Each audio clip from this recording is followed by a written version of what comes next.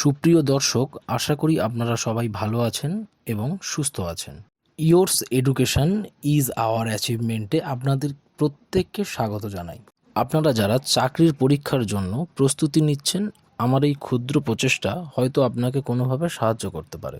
By the way, আপনাদের সাথে রয়েছি আমি সায়ন এবং শুরু করছি সুবিদ দাস স্যারের কম্পিটিটিভ ম্যাথামেটিক চ্যালেঞ্জার বইয়ের শতকরার অধ্যায়ের অঙ্ক।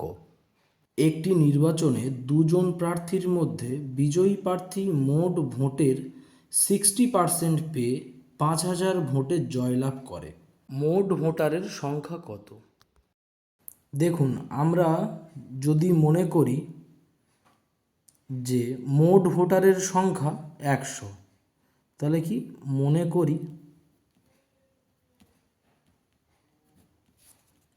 মোট ভোটার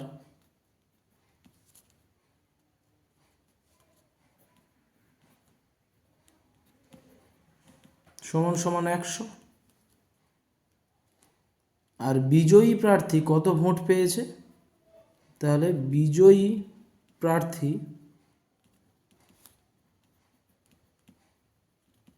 60%। কার 60%? এই 100-র 60%। তার মানে আমরা বলতে পারি 100 গুণিতক 60/100, 100 কেটে গেল, তাহলে পড়ে থাকলো 60। এই 60 আর 100, তাহলে 100 তো মোট ভোটার, তার থেকে যদি 60% ভোট বিজয়ী প্রার্থী পায়, তাহলে পড়ে থাকে কত? পড়ে থাকে 40। এই 40টা কি আমরা চলতি বাংলায় বলতে পারি যে হারা প্রার্থী, তাই না? তাহলে এই হারা প্রার্থীর আর জেতা প্রার্থীর মধ্যে পার্থক্য কত?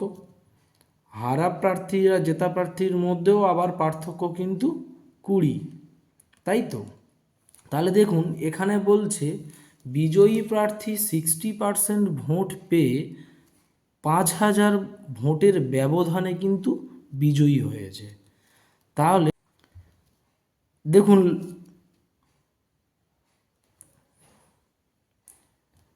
দেখুন এখানে বলছে যে বিজয়ী প্রার্থী 60% ভোট পেয়ে 5000 ভোটের ব্যবধানে কিন্তু বিজয়ী হয়েছে। তাহলে এই যে 20-র যে ব্যবধান মানে তো পার্থক্য, এদের দুজনের মধ্যে পার্থক্য কত? 20।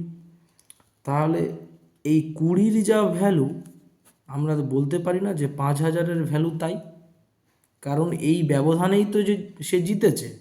আর এই বিজয়ী প্রার্থী আর হারা প্রার্থীর মধ্যে ব্যবধান কত? 20। তাহলে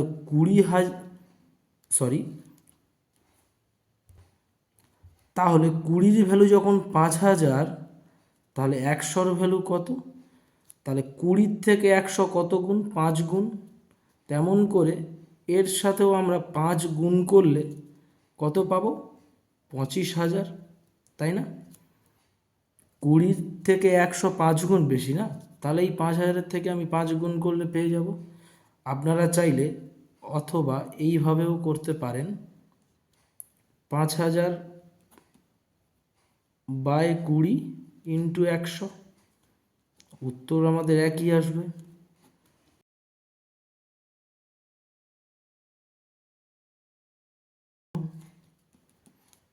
তাহলে 2500 গুণিতক 10, অর্থাৎ আমাদের অ্যান্সার হয়ে গেল 25,000। তাহলে 25,000 যদি আমাদের উত্তর হয়, তাহলে আমাদের অপশান সি হলো সঠিক অ্যান্সার। ধন্যবাদ।